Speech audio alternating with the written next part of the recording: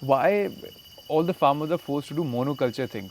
Monocultures have been promoted and pushed on farmers, first because chemical farming requires monocultures. Because when you put an external input on anything, you have to create uniformity. When you allow things to grow together, they grow in symbiosis, they give and take. Yeah. Each of them is different.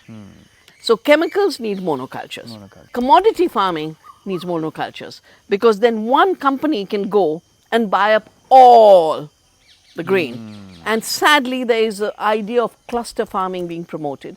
But in our mountains, the high altitude field is very different from the middle field, is very different from the valley. Valleys, yeah. So to put one crop because it's easy for the agribusiness is violating of all ecological principles of good farming. So it's the convenience of trade that promotes monocultures, and everything in policy pushes the monocultures.